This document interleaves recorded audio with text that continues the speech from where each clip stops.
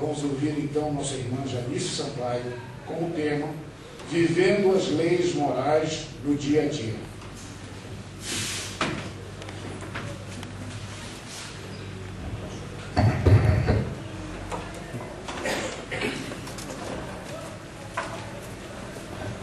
Boa tarde, meus irmãos. É sempre uma grande alegria estar aqui para dividir os frutos dos nossos estudos com os irmãos, nesta que é a nossa casa. Bom, o tema que eu trouxe para dividir com os irmãos, vivendo as leis morais no dia a dia, saiu da parte terceira do Livro dos Espíritos, onde estão elencadas as leis morais. Dessa terceira parte do nosso Livro dos Espíritos, Kardec depois aprofundou o estudo das leis morais com o Evangelho segundo o Espiritismo.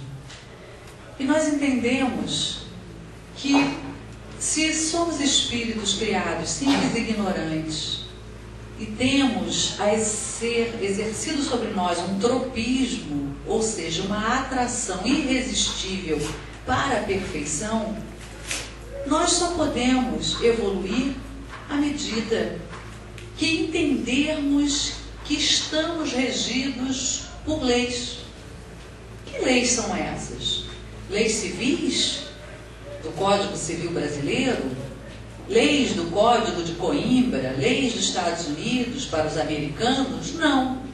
Todos nós, seres encarnados na Terra, nesse grande planeta azul, somos regidos por leis universais, leis oriundas das nuances de Deus, leis que regem não só o nosso planeta, mas todo o universo. E que leis são essas? São as leis morais. As leis morais, elas não são apenas esse corpo religioso de normas e condutas que estão contidos nos evangelhos, tanto o Velho Testamento, já falava na moralidade, quanto a Torá, quanto ao nosso Evangelho segundo o Espiritismo, quanto ao Novo Testamento. As leis morais são leis que regem os astros, o universo inteiro, porque fala de comportamento, de como nós precisamos nos comportar diante de todos os seres da criação e também diante de Deus. Então, compreendendo a importância das leis morais, nós podemos compreender que elas não estão restritas a livros.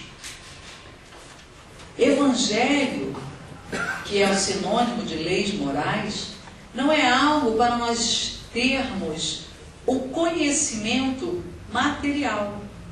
É algo para nós compreendermos como uma forma de se colocar no mundo. Então, o tema, vivenciando as leis morais no dia a dia, é para nós compreendermos que temos que trazer isso que nós buscamos na casa espírita, pelas palestras, pelos estudos, pelas experiências na mesa mediúnica, pelas experiências no serviço da beneficência, trazer essas experiências e esses aprendizados para colocar nos nossos comportamentos. Se não, vejamos, nós temos elencados lá no Livro dos Espíritos 12 leis morais. Lei natural ou divina, lei de adoração, lei do trabalho, lei da reprodução, lei de conservação, de destruição, lei de sociedade, lei de progresso, lei de igualdade, lei de liberdade, lei de justiça, amor e caridade e, por fim, lei da perfeição moral. A gente vai dar uma passeada e certamente não vai dar tempo de falarmos em todas, mas só para nós compreendermos a dinâmica de colocar essas leis na nossa vida. Porque o importante é nós conhecermos a dinâmica dessa abordagem que eu trago para dividir com os irmãos, porque mesmo que eu não fale em todas as leis, por conta do nosso tempo, se nós compreendermos, nós vamos buscar a compreensão das outras, para assim procedermos de forma a harmonizar as nossas existências com as leis morais. Porque não estamos todos em busca da felicidade? Será que alguém aqui, se eu pedir para levantar a mão, levanta a mão alguém que não quer ser feliz? Será que alguém levanta? Bom, se levantar, a gente liga para Santa Lúcia, né? Porque certamente, desde as primeiras existências, nós buscamos a felicidade. Nós temos por objetivo de vida ser felizes. Às vezes a gente se envereda por caminhos que não dão esse resultado, porque ignoramos exatamente que não podemos transgredir essas leis. E sempre que nós transgredirmos as leis morais, nós sofremos. Como punição? Não, porque nós saímos do caminho reto. E aí entramos nas atribulações. Então vejamos a primeira lei, que é a lei divina ou natural. E a resposta da pergunta 614 do Livro dos Espíritos, que é a lei de Deus, é a única verdadeira para a felicidade do homem. Indica-lhe o que deve fazer ou deixar de fazer. E ele só é infeliz quando dela se afasta. Então, quando nós indagamos diante de uma vicissitude da vida, de um problema, de uma doença de um familiar, de um revés financeiro que nos causa muitos dissabores, ai meu Deus, por que eu estou sofrendo? A resposta para todas as indagações: eu me afastei das leis de Deus, eu me afastei das leis morais. Então isso já responde ao nosso questionamento. Colocando essa máxima em nossas vidas, nós já vamos eliminar um problema. É o de saber por que sofremos. Se estamos sofrendo, porque nos afastamos da lei de Deus. Ah, então tá. Então eu estou sofrendo, que lei será que eu transgredi?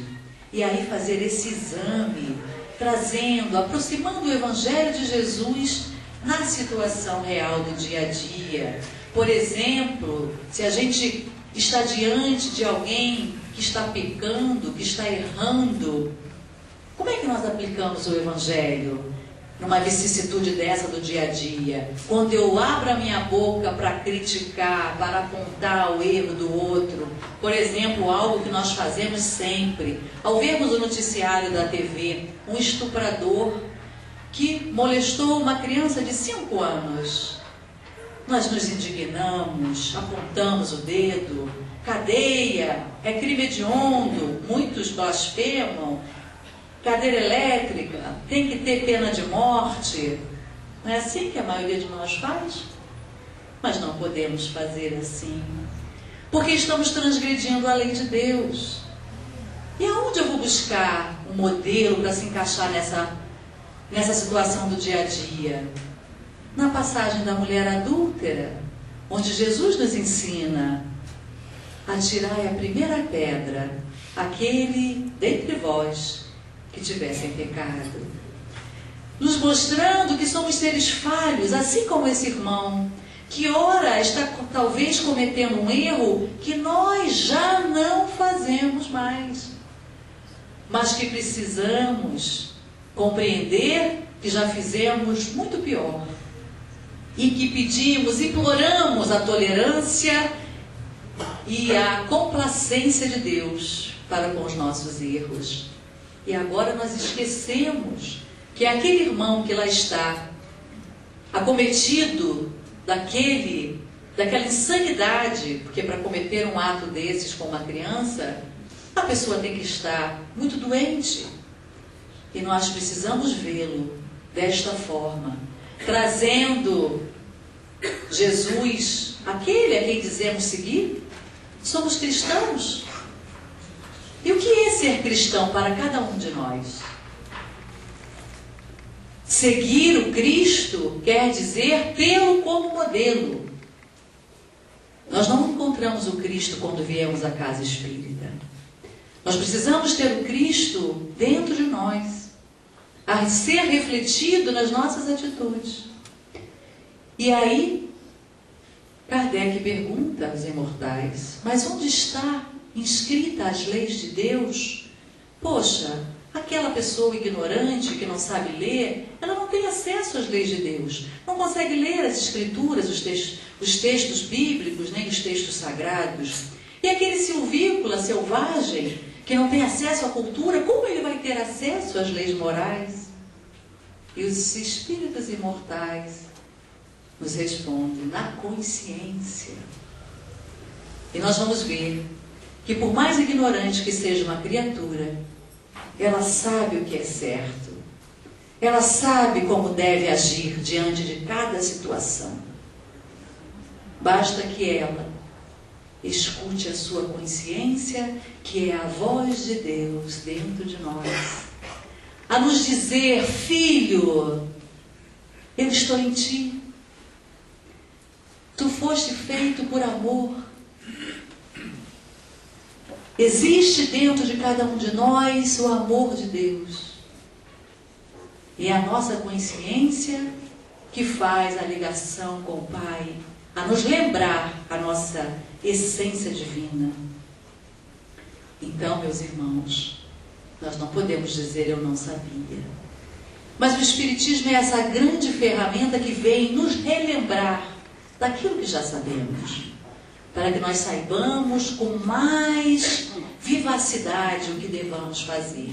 E passamos então para a lei de adoração, 649 do Livro dos Espíritos, em que insiste a adoração na elevação do pensamento a Deus.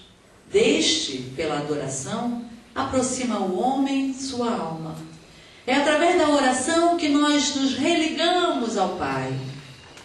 E aí, revivemos a nossa consciência, afloramos ainda mais.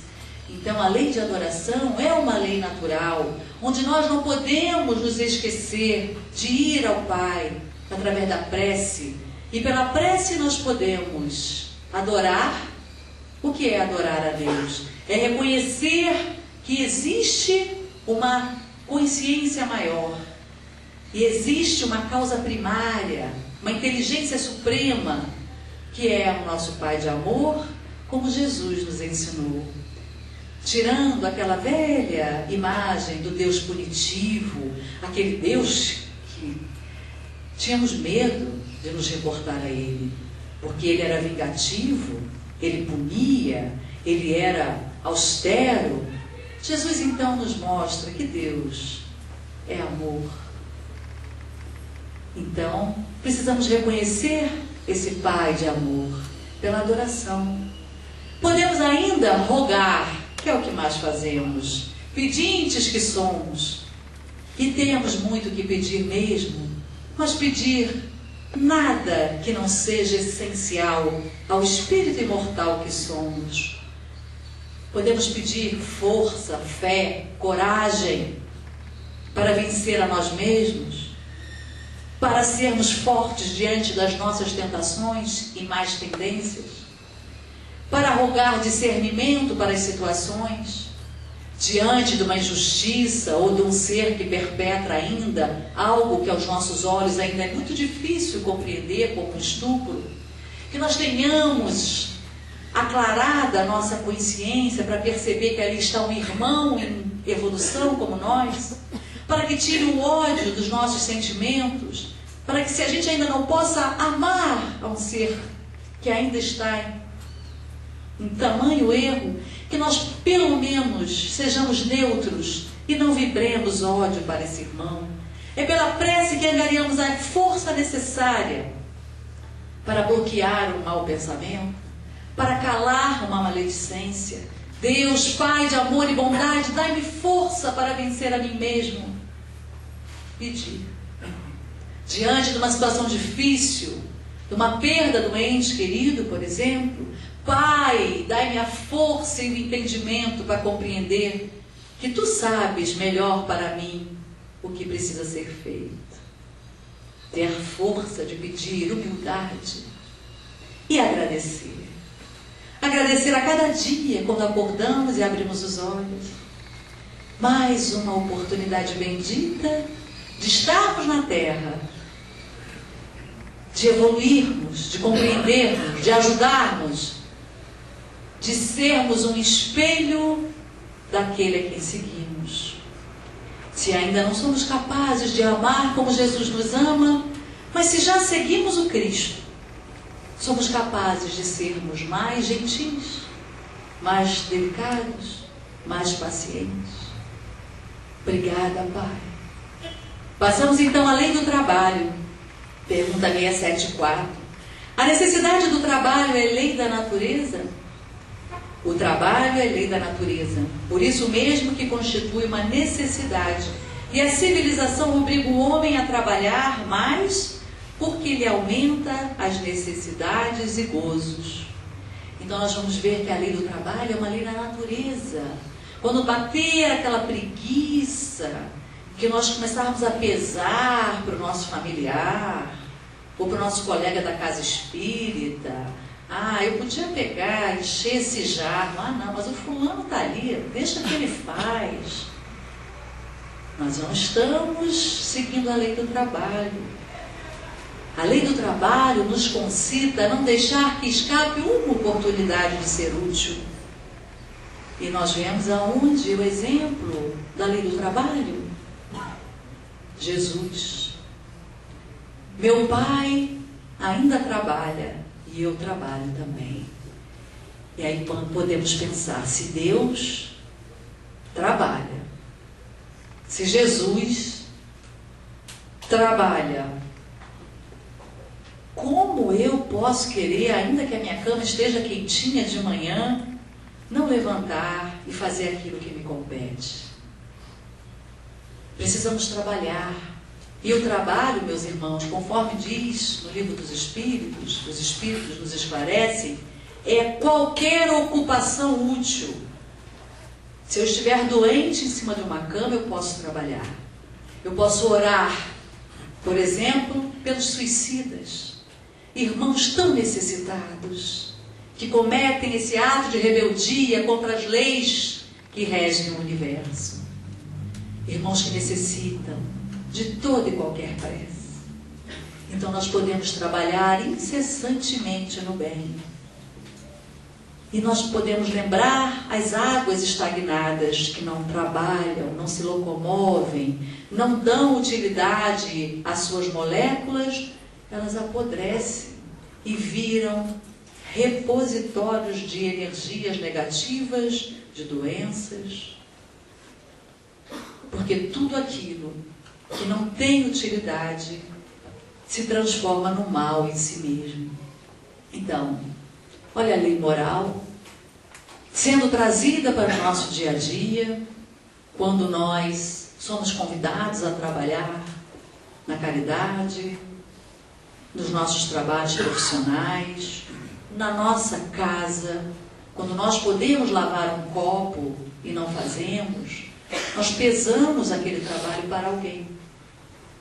Às vezes nós não nos damos conta, mas isso está sendo uma transgressão a uma lei que rege todo o universo e que vai gerar uma repercussão negativa para nós. Mas, Janice, eu deixar de lavar um copo? Sim. Se eu deixo de fazê-lo quando eu posso, eu não estou atendendo à lei do trabalho. Passamos então à lei da reprodução. 686. É lei da natureza a reprodução dos seres vivos? Evidentemente, sem a reprodução, o mundo corporal pereceria. E aí a gente tem uma questão muito pertinente à nossa atualidade, o aborto, que está sendo discutido largamente por aqueles que não compreendem que nós precisamos dar curso à lei de reprodução. E qualquer obstáculo à vida é contrário à lei de reprodução, que é uma lei universal. E eu não sei porque tanta gente discute sobre o início da vida, se a ciência, se dentro da ciência não existe uma controvérsia. Todos os biólogos, todas as pesquisas, todos os grandes manuais e compêndios de medicina, se você for procurar lá, quando se inicia a vida, em todos, unanimemente, no momento da concepção. Ou seja, no momento que o espermatozoide toca o oócito, ele se torna um óvulo, ou seja, ali se inicia a vida. Então nós espíritas somos contrários ao aborto, porque somos a favor da vida. E eu acho muito interessante, outro dia entrei numa discussão, uma discussão educada, lógico, ouvindo a opinião do meu irmão, que era a favor do aborto, e que um tempo antes, quando a gente discutia sobre a lei da palmada, ele era um veemente defensor de que se não pode bater em criança. Aí, né, a minha inferioridade moral gritou, e eu fiz uma vingancinha. Aí eu falei, pois é, né, querido? Bater em criança não pode, mas matar pode. Né? Se nós formos pensar. Aqueles que defendem a lei da palmada, que não se pode dar uma palmada, que eu também concordo que não se deve agredir uma criança, é uma violência, uma covardia, mas é uma outra discussão, deveriam também defender a criança que está sendo gerada. Porque é muito pior do que dar uma palmada é fazer um aborto. Então, é contrário à lei da reprodução. E aí nós vamos passar à lei de destruição. Pergunta 728. É lei da natureza a destruição? Preciso é que tudo se destrua para renascer e se regenerar, porque o que chamais destruição não passa de uma transformação que tem por fim a renovação e melhoria dos seres vivos. Então, quando nós temos, por exemplo, um emprego destruído e ficamos muito tristes, precisamos colocar as leis morais em movimento. Às vezes é necessário que algo se destrua para se transformar em algo melhor. Quantas pessoas, quando perdem, por exemplo, um emprego, que é uma destruição, conseguem algo melhor, ou pegam suas indenizações, tem vários casos, e começam uma empresa. Ou através, por exemplo, eu tenho uma amiga que era alta executiva, a filha tinha depressão infantil, nunca conseguiu ficar totalmente curada desde os 7 anos. Quando a menina faz 12 anos, ela perde o emprego. A filha ficou curada 6 meses depois. Olha a lei da destruição facultando um novo olhar. Ela precisava da presença da mãe, que até então não percebera. As leis que imperam em nossas vidas, elas são sábias. Muitas vezes um revés qualquer em nossas vidas quer trazer um grande ensinamento. E aí precisamos estar atentos. O que esta situação quer me dizer? E para isso, para que nós possamos entender essa sutileza das lições que a natureza nos traz, nós precisamos nos equilibrar. E aí precisamos ter o quê? Fé. Fé. Nós dizemos que acreditamos em Deus, acreditamos na doutrina espírita, mas na hora do testemunho, cadê a nossa fé? Se nós acreditamos na lei de causa e efeito, onde só nos é dado aquilo que é para o nosso bem e utilidade, por que no momento de desespero nós ficamos desequilibrados? Precisamos colocar as leis na nossa vida. Lei da sociedade. A vida social está em a natureza? Certamente. E nós precisamos estar em sociedade, conviver uns com os outros, porque é através das diferenças de cada um que nós vamos nos lapidando com os seixos dos rios. Aquelas pedrinhas lisinhas que nós vemos, né, na beira dos rios. Por que elas são lisinhas? Todas lapidadinhas, porque elas vão rolando e batendo umas nas outras. Assim somos nós. A lei da sociedade é para nós entendermos que nós precisamos estar juntos. E a nossa primeira sociedade, que é a família, é a mais importante. Onde ali nos reunimos, não aqueles que são iguais, mas aqueles que têm as diferenças certas para lapidarem uns aos outros. Então é através desse irmão diferente, em casa, no trabalho, na casa espírita, que eu trabalho a minha tolerância, que eu percebo algo nele que me irrita, mas que é algo que fala no meu íntimo, que eu ainda preciso trabalhar, porque nós somos espelhos uns dos outros. E tudo aquilo que me irrita demais no meu irmão, eu preciso investigar dentro de mim, porque é algo que não está acalmado, que ainda não está bem resolvido. Então é através da nossa sociedade, do nosso interrelacionamento, é que nós vamos compreendendo as diversas nuances do caráter de cada um. E assim nós vamos mudando uns dos outros, nós vamos mostrando aos outros coisas que eles não conhecem e conhecendo coisas que nós não conhecemos. E é assim que nós vamos progredindo juntos, porque não o faremos diferente. Nós vamos progredir em sociedade, uns com os outros. E aí nós passamos para a lei de liberdade, lei de igualdade, questão 803. Perante Deus são iguais todos os homens? Sim, todos tendem para o mesmo fim. E Deus fez suas leis para todos.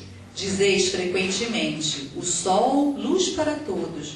E anunciais assim uma verdade maior e mais geral do que pensais. E aí nós vamos ver a lei da igualdade na lei de causa e efeito. Todos nós somos atingidos por todas as leis. E a lei de causa e efeito, ela vai nos esclarecer quando eu acho que a grama do meu vizinho é mais verde que a minha. Poxa, mas eu rego a minha grama todo dia e ela não fica verde igual do meu vizinho. Vai ver que meu vizinho, ele rega de dia, de manhã, de tarde e de noite. Né? Ele trabalha mais do que eu. E eu trabalho menos. Então a minha não é tão verde. Porque a grama dele não ia ficar mais verde sem uma causa. Então quando eu acho, nossa, fulano é tão feliz, ele nem faz tanto bem e recebe tanta coisa boa de troca, e eu que procuro fazer tudo certinho e recebo só problema. Nós sabemos que a lei de igualdade, ela atinge a todos.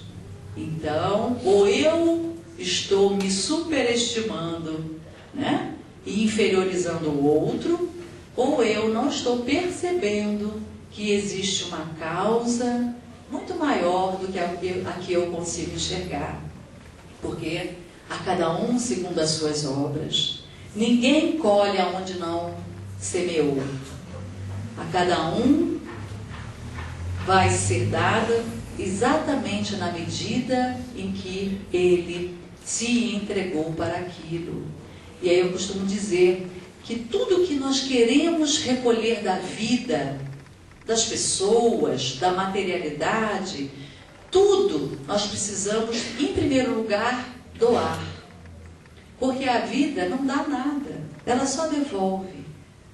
É como se fosse uma grande conta bancária. Se eu quero tirar R$1.000 da minha conta, eu preciso depositar R$1.000. Porque senão, se eu for lá na conta tirar R$1.000, eu só tinha 500, eu entro no cheque negativo, no saldo negativo do cheque especial. E vou pagar muitos juros. E a vida também é assim. Eu quero ser uma pessoa respeitada, eu preciso respeitar. Porque à medida que eu coloco esse comportamento na minha vida de respeito aos meus irmãos, eu passo a vibrar nessa sintonia. E a vida vai fazer com que esse respeito volte para mim. Se eu quero que as pessoas sejam bondosas e tolerantes comigo, eu preciso sê-lo para que eu possa atrair esse tipo de pessoa, esse tipo de energia. Então, nós precisamos entender que a lei da igualdade, ela nos atinge a todos igualmente. Não existe nenhum privilegiado. Cada um de nós é o filho mais importante de Deus. Mas somos todos. E nós precisamos compreender que o mesmo amor que Deus tem por cada um de nós, Ele tem por Jesus. Não é porque Jesus já é um ser perfeito que Deus o ama mais. Olha que maravilha! Mas também é o mesmo amor que ele tem por aquele exemplo do estuprador, da criança de 5 anos que eu citei. Deus o ama da mesma forma. Lei de igualdade. Então, meus irmãos, nós paramos, ainda teria mais algumas leizinhas para nós falarmos de justiça, amor e caridade, enfim.